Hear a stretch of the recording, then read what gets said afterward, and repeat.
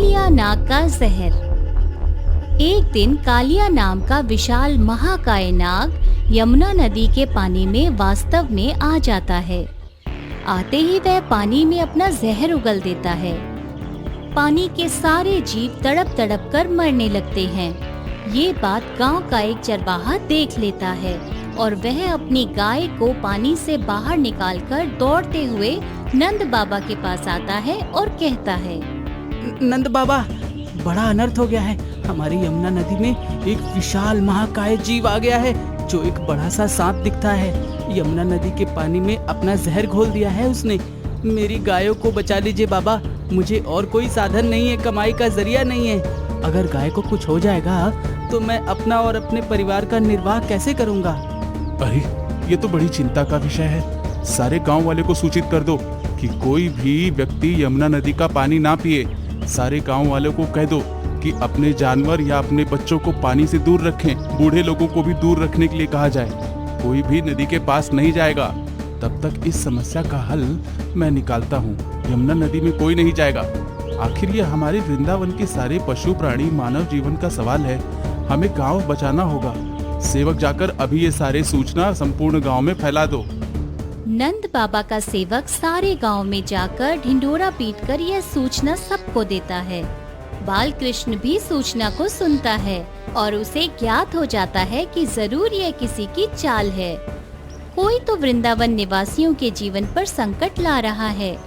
इसलिए वो जानबूझकर अपने दोस्तों से कहते हैं, अरे मधु, चलो आज गिल्ली डंडे का खेल खेलते हैं। यमुना के तट पर बड़ा मजा आएगा। हाँ हाँ, क्यों नहीं, हम सब साथ चलते हैं और वहाँ पर गिल्ली डंडे का खेल खेलेंगे। लेकिन पहली बारी मेरी होगी। गिल्ली डंडे से सबसे पहले मैं ही खेलूंगा। कृष्णा, आज तो मैं जी भर कर तैरना चाहता हूँ। मैं तुम्हारे साथ गिल्ली डंडा तो खेलूंगा, पर मेरी एक शर्त है। मैं इस खेल के बाद जी भर कर तैरना चाहता हूँ यमुना के पानी में। अगर मंजूर है तभी मैं तुम्हारे साथ आऊँगा। हाँ बाबा, हाँ, मुझे सारे दोस्तों की शर्त मंजूर है। पहले चलो तो सही, हमें गिल्ली डंडा खेलने में देर हो रही है। रुको कृष्णा, तुम्हें सूचना नहीं पता है क्या कि नदी में एक विशाल जीव आया है जो आते ही पानी में अपने जहर को फैला दिया है। यमुना नदी के किनारे जाना खतरे से खाली नहीं है कान्हा। नंद बाबा हम पर गुस्सा होंगे। हमें नहीं जाना चाहिए वहाँ पर। कृष्णा मधु की तरफ इशारा करके बोलता है, हाँ, सूचना? मैंने तो ऐसी कोई सूचना नहीं सुनी। मधु, क्या तुमने कोई सूचना सुनी है? कृष्ण जानबूझकर सूचना ना सुनने का बहाना करते हैं और बलराम को भी यमुना के तट पर जाने के लिए मना लेते हैं। सारे दोस्त मिलकर यमुना के तट पर जाते हैं। गिल्ली डंडे का खेल शुरू हो जाता है। मधु अपने डंडे से गिल्ली को मारता है। उसके बाद कृष्ण की बारी आती है। देखना, सबसे ऊंची गिल्ली मेरी ही जाएगी। इतनी ताकत से गिल्ली मारूंगा। कृष्ण डंडा हाथ में लेकर जानबूझकर जोर से गिल्ली पर प्रहार करते हैं ताकि वो गिल्ली जाकर यमुना के पानी में गिर जाए। और वही होता है, गिल्ली जाकर यमुना के पानी में गिर जाती है। ये क्या कृष्णा, तुमने तो गिल्ली को गुम ही कर दिया। अब हम कैसे खेलेंगे? गिल्ली तो पानी में चली गई। अब तुम्हें उसे ढूंढ कर लाना होगा। जाओ यमुना के पानी में और गिल्ली को ढूंढ कर लाओ। नहीं नहीं, ये खतरे से खाली नहीं होगा। कृष्णा, तुम पानी में नहीं जाओगे, भले हमारा खेल ना हो। बाबा ने मना किया है, यमुना के तट पर कोई भी नहीं जाएगा। बलराम भैया, आप अकारण ही चिंतित हो रहे हैं। देखिए, यमुना का पानी कितना साफ है। कुछ भी तो नहीं है। मैं जाता हूँ और गिल्ली लेकर आता हूँ। आप चिंता ना करें। कृष्ण मन ही मन में कहते हैं, इसी मौके की मुझे तलाश थी। अगर मैं सीधे सीधे पानी में जाने की बात करता तो सारे मुझे रोक देते और कालिया का मुकाबला मैं नहीं कर पाता। अब जाकर पानी में मैं कालिया से लड़ूंगा और उसको यहाँ से भगा दूंगा। इसीलिए मैंने गिल्ली जोर से पानी में मारी है।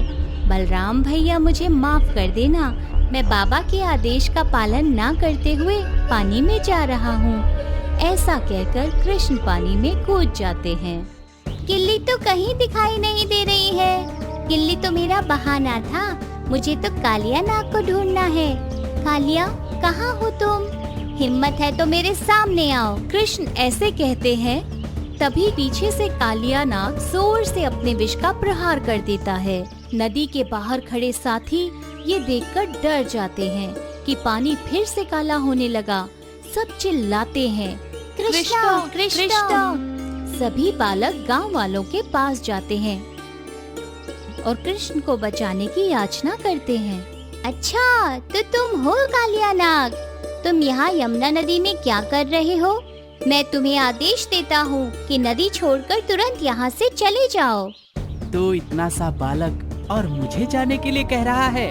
तू जानता नहीं है, तूने अपनी मौत को ललकारा है। मेरा विष इतना प्रबल है कि वो तुझे इसी पानी में खत्म कर देगा। मैं तुम्हारी धमकियों से नहीं डरता, चाहो तो मुकाबला कर लो। कालिया नाग फिर से एक बार तेजी से अपना फन फैलाता है और कृष्ण उसके विष के प्रहार से बच जाते हैं। कालिया कृष्ण का पीछा करने लगता है और कृष्ण उसके आगे आगे भागने लगते हैं। कृष्ण कालिया के पकड़ में नहीं आता है। ये देखकर कालिया का क्रोध बढ़ जाता है। वो पलक झपकते ही कृष्ण को अपनी लपेट में ले लेता है और कृष्ण को फेरा लगाकर उसे अपने पूरे शरीर से जकड़ लेता है और फन फैलाकर खड़ा हो जाता है। देखा, मैंने कहा था ना, तुम साधारण बालक मेरे प्रहार से नहीं बच पाओगे। अब तुम्हें कौन बचाएगा? तब तक सारे गांव वाले नंद बाबा, यशोदा मैया जमुना के तट पर आ जाते हैं। सब कृष्ण के नाम से चिल्लाने लगते हैं, कोई मेरे कृष्ण को बचाओ, कोई मेरे कृष्ण को बचाओ, वो विशाल महाकाय नाग कृष्ण को मार देगा। मैंने सबको कहा था ना कि कोई भी बड़े बुजुर्ग बच्चे यमुना नदी के किनारे नहीं आएंगे। कृष्ण पानी में गया कैसे? बाबा, हम तो गिल्ली डंडा खेलने गए थे और कृष्णा ने गिल्ली को पानी की तरफ फेंका। उसके बाद वो नदी में कूद गया गिल्ली निकालने के लिए। कृष्णा पानी में उतर गया था। हमें क्या पता था इसमें विशाल नाग है। अब कृष्णा का क्या होगा? इधर कृष्ण पूरी ताकत के साथ में कालिया के जकड़े हुए शरीर से बचकर फिर बाहर निकलते हैं। कालिया नाग फिर से एक बार तेजी से कृष्णा पर विष का प्रहार करता है। फिर कृष्ण कालिया के पीछे से आकर उसके सर पर नाचने लगते हैं। तो जितना जोर से नाचते हैं उतना विष कालिया उगलता है। यह नजारा देखकर सारे वृंदावन वासी अचंभित हो जाते हैं। कृष्ण इतना नन्हा सा बालक और इतने विशाल महाकाय नाग का मुकाबला कर रहा है। देखते ही देखते कालिया नाग का सारा विष समाप्त हो जाता है और उसका शरीर थक जाता है। उसके शरीर में शक्ति नहीं रहती, वह थक जाता है। जब कृष्ण उसे एक ही पल में मारने वाले होते हैं, तभी उसकी दोनों पत्नियां नाग स्वरूप में आकर कृष्ण से कहती हैं, हे भगवान, इन्हें क्षमा कर दीजिए, इन पर दया कीजिए। इनको इनके विष का अभिमान हो गया था और इन पर गरुड़ जी का पहरा था। वो किसी भी समय इनको मार सकते थे, इसलिए इन्हें यमुना की नदी का सहारा लेना पड़ा। अपने अहंकार में अंधे हो गए थे, लेकिन अब इनकी आंखें खुल गई हैं। कालिया, मैं तुम्हें क्षमा कर दूंगा, परंतु तुम्हें मुझे ये वचन देना होगा कि आज ही यमुना नदी को छोड़कर बड़े से विशाल महासागर में चले जाओगे। ये जगह तुम्हारे रहने के लिए नहीं है, ये पशु पक्षी प्राणियों के लिए है, वृंदावन वासियों के लिए है। वृंदावन वासियों के लिए तुम्हारा यहाँ रहना उचित नहीं है। यह मेरा आदेश है कि तुम ये नदी छोड़कर महासागर में चले जाओ। भगवान, हम सागर में तो चले जाएंगे, परंतु उस गरुड़ से हमें कौन बचाएगा? उस विशाल महासागर में इनकी रक्षा कौन करेगा? इनका तो विष भी समाप्त हो चुका है, ये स्वयं की रक्षा कैसे करेंगे? उसकी फिक्र तुम ना करो। जब जब गरुड़ इन पर आक्रमण करने आएगा, इनके सर पर मेरे पाँव के निशान देखकर पीछे हट जाएगा। वो कभी भी इन पर हमला नहीं कर सकता जब तक मेरे पैर के निशान इनके सर पर हैं। कृष्ण के ऐसे कहते ही विशाल महाकाय कालिया नाग और उसकी दोनों पत्नियां यमुना नदी को छोड़कर विशाल महासागर में चले जाते हैं। सारे साथी कृष्ण की जय जयकार करते हैं। यमुना का पानी शुद्ध हो जाता है। सभी लोग फिर से प्रसन्न हो जाते हैं। इसी के साथ कृष्ण के कारण पूरा वृंदावन फिर से एक बार सुखी हो जाता है। इस कहानी से हमें शिक्षा मिलती है कि जहाँ भगवान खुद बसते हैं, वहाँ शैतान का वास कभी नहीं हो पाता।